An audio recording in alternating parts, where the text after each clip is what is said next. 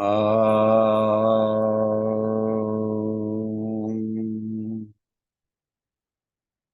Om.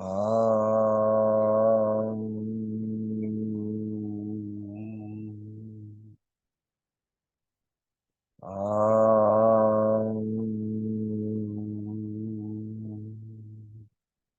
Shri Gurubhyo Namaha Harihi Om. Gurur Brahma Gurur Vishnu Gurur Devo Maheshwaraha Guru Sakshat Parabrahma Tasmai Shri Gurave Namaha Vakratunda Mahakaya Surya Koti Samaprabha Nirvignam Kuru Me Deva सर्वकार्येषु सर्वदा सरस्वती नमस्तुभ्यं वरदे कामरूपिणी विद्यारम्भं करिष्यामि सिद्धिर्भवतु मे सदा So we will start with verse number 37. Now in verse number 36, he looked at the Agnya Chakra. Now he will explain to us what is the Vishuddhi Chakra. So let us look at the shloka.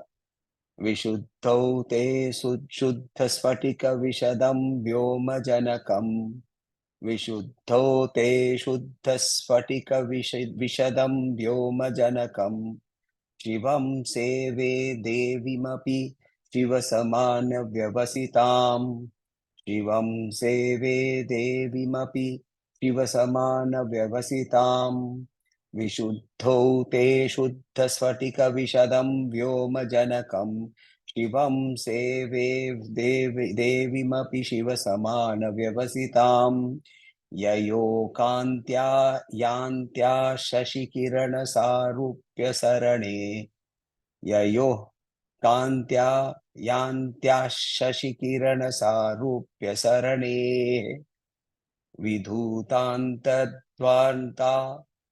विधूतान्तर्ध्वान्ता विलसति चकोरीव जगति विधूतान्तर्ध्वान्ता विलसति चकोरीव जगति ययोः कान्त्या यान्त्या शशिकिरणसारूप्यसरणेः विधूतान्तर्ध्वान्ता विलसति चकोरीव जगति विशुद्धौ ते शुद्धस्फटिकविशदं व्योमजनकम् शिवं सेवे देवीमपि शिवसमानव्यवसिताम् ययोकान्त्या यान्त्यः शशिकिरणसारूप्यसरणेः विधूतान्तर्ध्वान्ता विलसति चकोरीव जगति विशुद्धौ ते your Vishuddhi Chakra Shuddha Spatika Vishadam Vishadam meaning like Shuddha Spatika pure crystal Vyoma Janakam Janakam means he who gives birth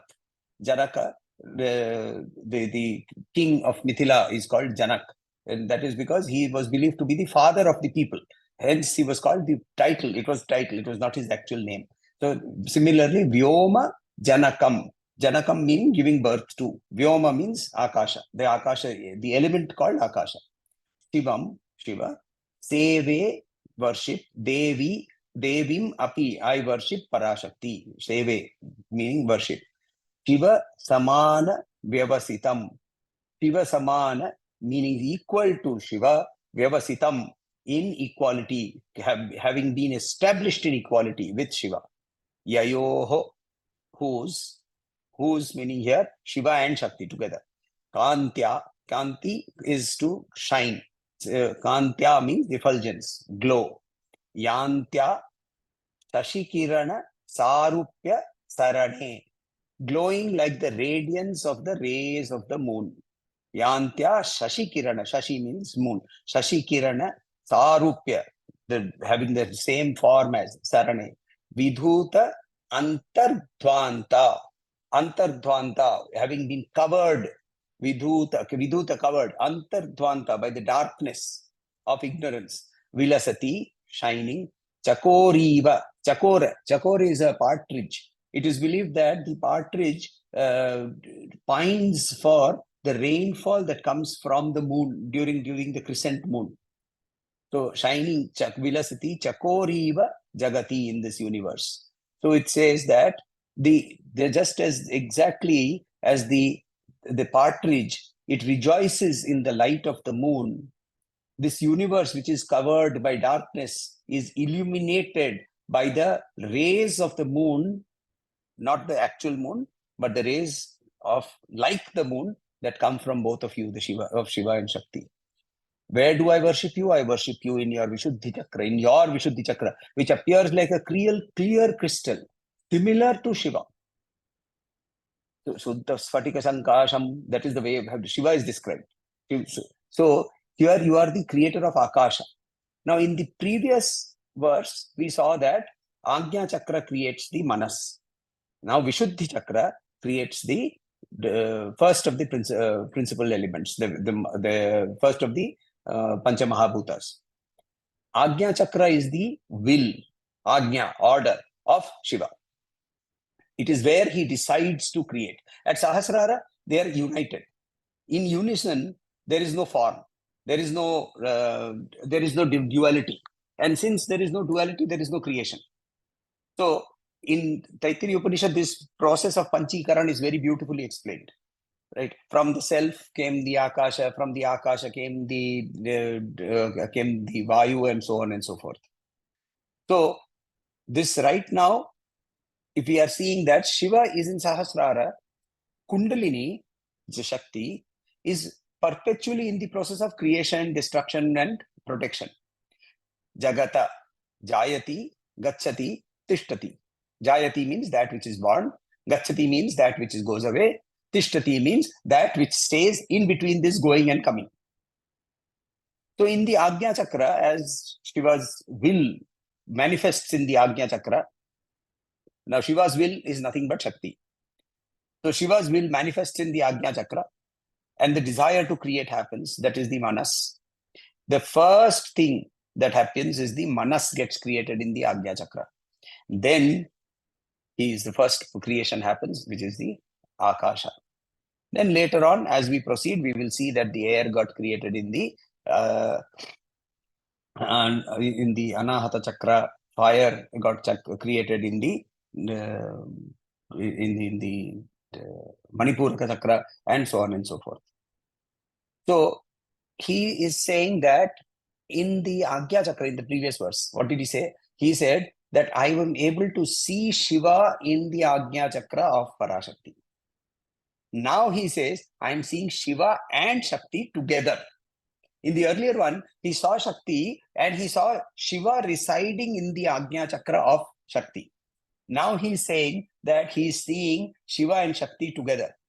Now, Vishuddhi Chakra, what is the color of Vishuddhi Chakra? Vishuddhi Chakra, the color is supposed to be, if you go by the Vidya, then it is indigo in color.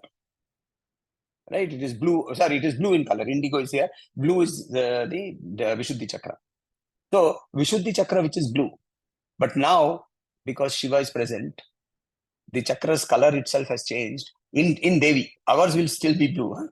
Huh? So, in Devi, the chakra has become Shuddha Sphatika. Right? Actually, for that matter, in the Arti Stotra, what we sing, Karpura Gauram, right? White like Karpura. So actually, if you look at crystal Karpura, it doesn't have a color. Right? So that crystal Karpura does not have color. So similarly, there is Karpura Gauram Karunavataram.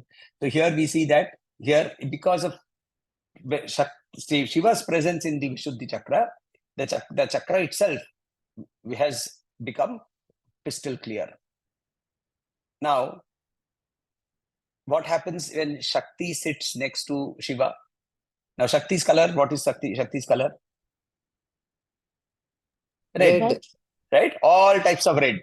Right? Even today, when we do Argala Stotram, we will see Bandhuka Kusuma Basam. Bandhuka Kusuma is the flower. It's a red colored flower. You can actually Google it. It's called the noon flower. It blossoms during noon time. It is also part of Lalita Sahasranamam. Yes. You will find Bandhuka Kusuma in Lalita Sahasranam also. So now, when Shiva sits, or rather, Shakti sits to the left of Shiva. Vame Shakti Dharam Shivam. So when he sits to the next, to her left, her bright red complexion gets diffused in his complexion, in his crystal, and together they appear like the bright red sun. The diffusion happens, right? For that matter, in the Lalita Upakhyanam, it says that when Lalita is arising, then she arises as if it is the rising sun of 1,000 rising suns, right? The glow that came out from that Chidagni Kundam, the glow is similar to Sahasra Koti Udyadbhanu Sahasrabha, right? Udyadbhanu, rising sun, Sahasrabha. The gods mistook the Devi's rising to be the rising of the sun. So actually, for that matter, in Devi Shakti Upasana, for that matter, in any Upasana, at that time of dusk or at the time of dawn, when the sun is just about to rise, that redness is there. When dusk, when the sun has just set and the redness is there, that is the time for Devi's worship, because that even nature is actually glowing with her color. So in Lalita Sahasranam, we also see that when during the chakra definitions, we see that Devi called Dakini. And Dakini is shown as Vishuddhi Chakra, who's presiding over Vishuddhi Chakra, and she has mild red, right? Pinkish red color. So here, in this particular shloka, Acharya says, because of the presence of Shiva and Shakti together, the Vishuddhi Chakra of Parashakti is radiating like the rays of the moon. Now, what is Shiva's nature? Shiva's nature is fire. Shiva is Rudra. Shiva's nature is hot, right? Kalagni Rudraya, right? We say that, no? Triambakaya, Trikagni Kalaya, Kalagni Rudraya, Trikagni Kalaya, right? The fire that destroys the three Kalas. Kalagni Rudraya, the fire of time. Kalagni Rudraya. So this Kalagni is the fire that arises at the time of the annihilation of the universe. If you look at the Mahapralaya, then in scientific terms, when this matter all collapses back towards the Big Bang, then what is it going to do? It is going to create heat. That intense heat that dissolves all matter and becomes one unity is nothing but Shiva. So here, therefore, we say that this fire, when he triggers this annihilation, gravitation pulls everything back together, but now Shakti is sitting next to him. So what happens? His presence cools down and there is expansion. Again, there is gravitational pull coming back. Our science actually said that it was oscillating universe. Now, we did not define it in terms of quasars and photons and quantum mechanics and whatever. But the innate nature of the universe cannot be status quo or ever expanding is something that our rishis understood. They may not have understood the mechanical science or the physical science or the astronomical science of it. Or perhaps they did, we don't know. They have not expressed it. But they definitely understood one thing, that this universe cannot be just in a one type of state. It has to move from expansion to back to contraction, and then again expansion. And this is Shiva and play of Shiva and Shakti. This is the play of Shiva and Shakti. So therefore, again, what is Acharya saying? Shiva and Shakti are interdependent. One cannot function without the other. Right? Both of them are completely interdependent. So therefore, Shiva is Prakasha, she is Vimarsha. Without her, Shiva's Prakasha cannot be seen. Now, another interpretation that we can see is that at the time of initial creation, only Shiva is there. Right? Shiva is self-illuminated, Swaprakasha. But his light cannot be reflected into this universe because there is nothing to do the Vimarsha. So Shiva himself androgynously splits into the male and the female, and therefore the female reflects Shiva's light into this universe. Only Shakti is capable of reflecting Shiva's light. Now in the macrocosm, this is Shiva. the play of Shiva and Shakti. In the microcosm, in me, as an individual, as a jiva, how does this work? Right? This darkness is spiritual ignorance. So when this Shiva and Shakti are contemplated together, the spiritual ignorance is removed, the glow of illumination happens, and my jiva, like the chakora bird, goes to bliss. The chakora bird is when it sees that the crescent moonlight falling gently, it goes into bliss. And our jiva gets to that point of bliss when we contemplate Shiva and Shakti together, when we contemplate Ardhanarishwara, when we contemplate Pita Parameshwara along with Adi Shakti Parameshwari. So, therefore, Paraprasada mantra, the mantra is that is prescribed in all Vidyas, especially in the Samayachaara Sri Vidya that we are actually trying to go through because of Shankaracharya. I've explained, right? Kaulacharya and Samayachaara. Samayachaara basically, so Kaulacharya had Kula, comes from a tradition.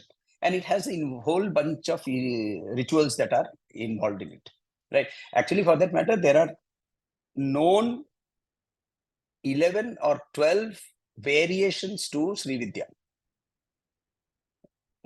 Mantras itself, there are basically 3 known mantras, and there are other known mantras. Other people also created mantras. Chandra is a devotee, he created a mantra. Kubera was a devotee, he created a mantra, and so on and so forth. We know Lopamudra's mantra, we know Agastya's mantra, and we have heard about or know of Durvasa's mantra, right? Kadi Vidya, Hadi Vidya, and Sadi Vidya, right? Kaya Rim is the Kadi Vidya, which comes to us from Agastya, which is the most popular. Now, this mantra, adopting this mantra and using this mantra for puja, the process of this, when it is involved with a certain tradition which comes from a certain family or a certain group of people, it is called Kaulachara. Sri Shankaracharya, what he did is, he internalized this entire thing. He said there is no need for ritual. And he just internalized this entire thing and he called it Samayachaara. So, inside, internal. So, in Samayachaara Puja, in Samayachaara, there is no need for an external. The entire devotee's entire process. Now, why does this happen or how can this happen? Because, see, Shankaracharya was an Advaita Vedanti also. While he is a Sri Vidya Upasaka and a Tantric, he is also an Advaita Vedanti. And as an Advaita Vedanti, what does he say? There is only one entity. There is complete non-duality. There is only one entity. We are all believing that we are all different. We are in an imagination that has created ourselves to be different from each other. In this imagination of being different, trying to reach there, Tantra is one of the ways by which we can go ahead. This process of going to him, going to that oneness, for an Advaita Vedanti, there is no ritual required. What does an Advaita Vedanti do? He goes by the Jnana Marga and questions himself like Ramana Maharshi did and says, who am I? Right? In Tamil, he says, Ni yare. He would actually ask, Ni yare, and people would get confused and they would start answering questions and so on and so forth.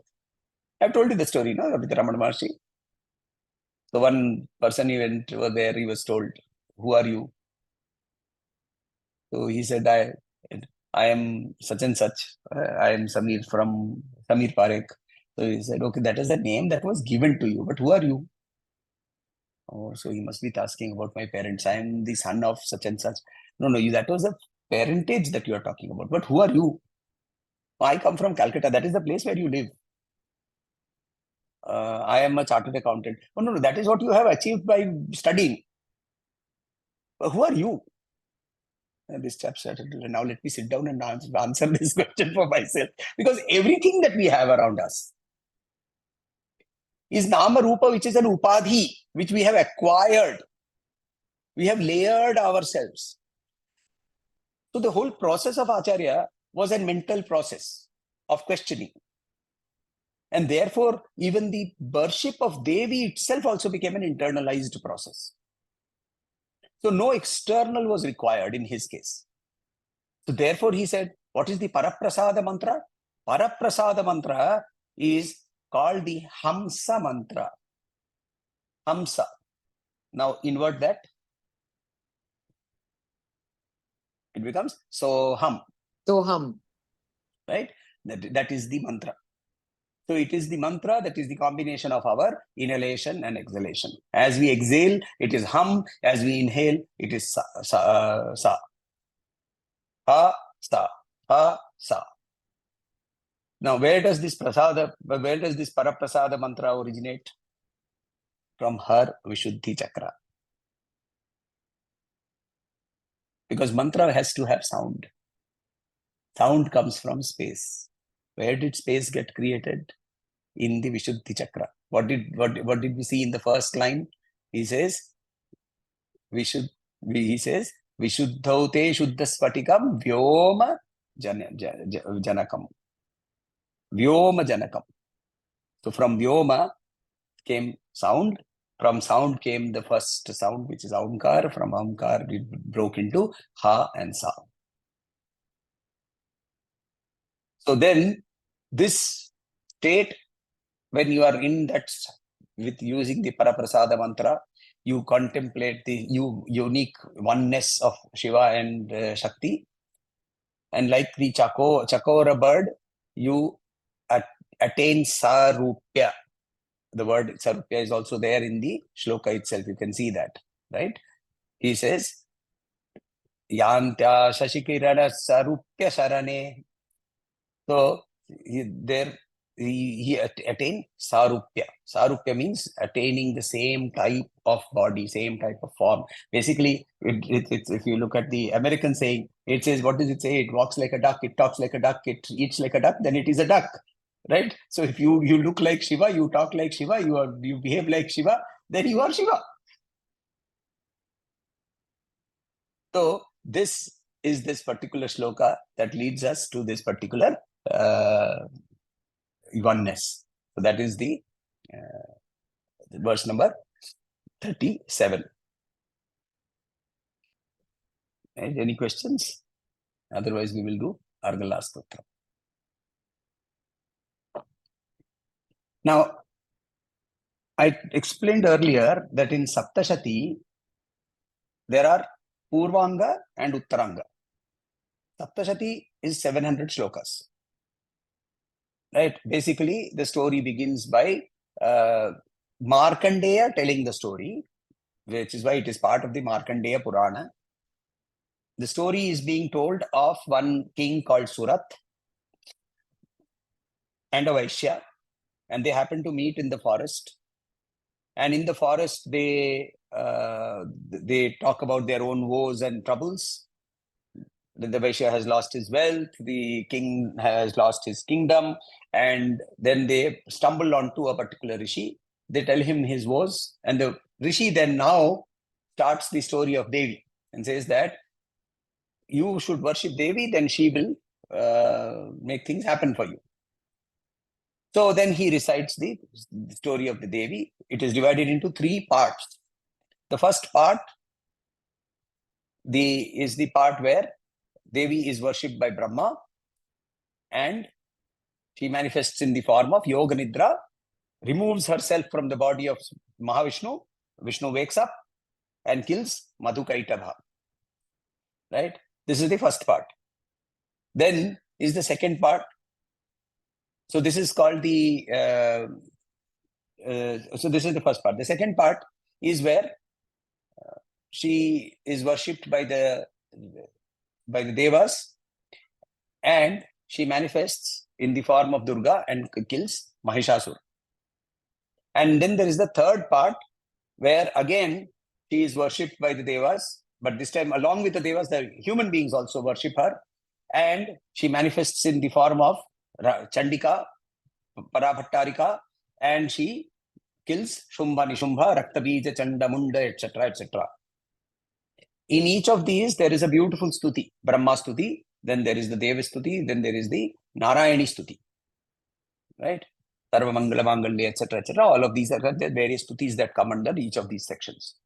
this whole thing, and then the story ends. The king, and with his devotion, manifests Devi present on a lion, and she then fights for him, and he regains his kingdom. The Vaishya is attained Vairagya, and he attains the lotus feet of Devi himself.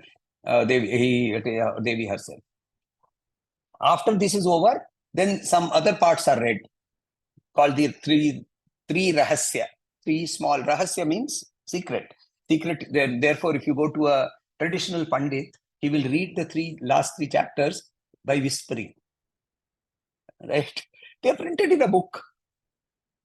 Right? Why do you have to whisper? Oh, because they are called rahasya. This is called literal meaning. Right? Applying literal meaning. Rahasya means that it remains a secret because even after I know it, I will forget it. Hence, it is a secret. So, rahasya, three rahasya, and then it ends with kilakam. Kilakam we have already learned. So, we did the last, what we have to do, we have already done. In the beginning, there are various things that are chanted. There is one Shapamochanam which is done, right? Because the Saptashati is believed to be misused also by a lot of people. Hence, it acquires impurities. Because it acquires impurities, before we chant, we try to remove these impurities, and therefore we say Shapamochanam Kurukuru Swaha, and we continue that. Each line, there is a line, and then we do Shapamochanam. So there is Shapamochanam that will happen. There is Nyasa that will happen. There is Dhyana that will happen. All of this, and Argala is a part of that, right? So Argala, the word Argala means latch. You know the latch which you put on a door, bolt, right? So this is the mantra that bolts us inside a room so that our mind is concentrated on her. So like on any mantra, it will begin with various, starting of various, how the mantra begins. So we will see that it starts with Atha Argala Stotram Om Asya Sri Argala Stotra Mantrasya Vishnu Rishihi. When we say Vishnu Rishihi, you touch with your three fingers, you touch your feet, touch your top of your head. This is with your imagination, with your mental attitude that Vishnu's feet are on your head, and you are touching your guru. The guru of this mantra being Vishnu, you are touching his feet.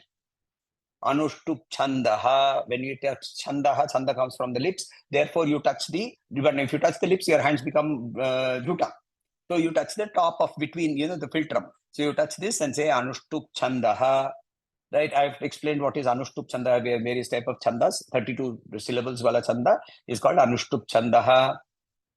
Sri Mahalakshmi Devata. Devata resides in the heart. So Sri Mahalakshmi Devata, Mantrodita Devyo Bijam. Mantrodita. The Devis who arose from the mantra, they are the Bijam, they are the seed from which this mantra has arisen.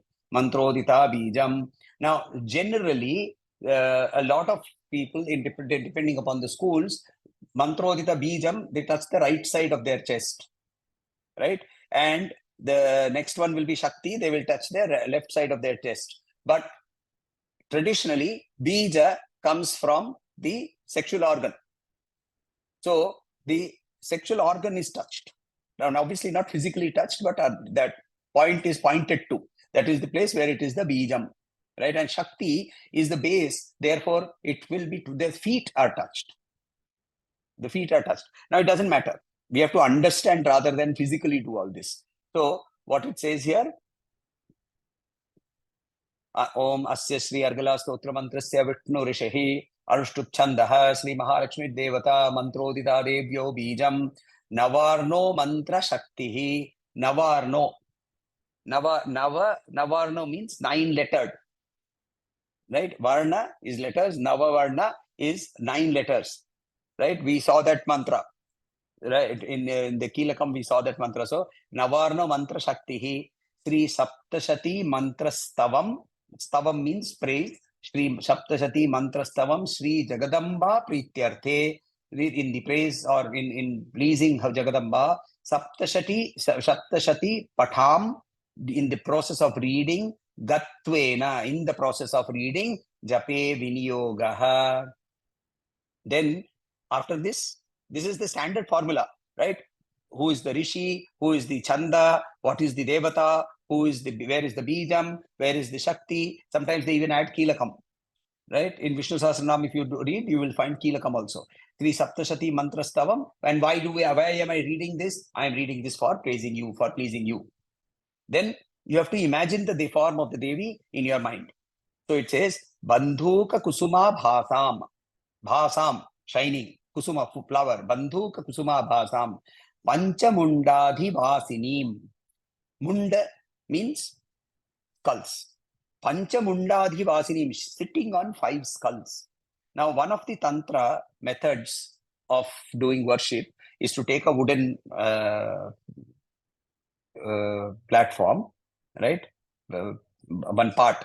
And under that, 5 skulls are put. 5 skulls, one of a human, of a tiger, of a jackal, of an elephant, and of a, I think it is of a bison or some such, right? Now these 5 are put underneath, and then this platform is put on top, and then that is, the one indication could be that. Other indication, the real indication is, there are 5 we have seen, right? Which in Lalita Sahasranama, what do we see? Pancha Preta Samasina, right? The 5 Pretas. Who are the 5 Pretas? Brahma, Vishnu, Shiva, Ishana, and Indra, right? All of these, the functionaries in this world, they are all Pretas, they are all Mundas, they are all skeletons without her. It is she who activates them. Panchamundadi Vasinim.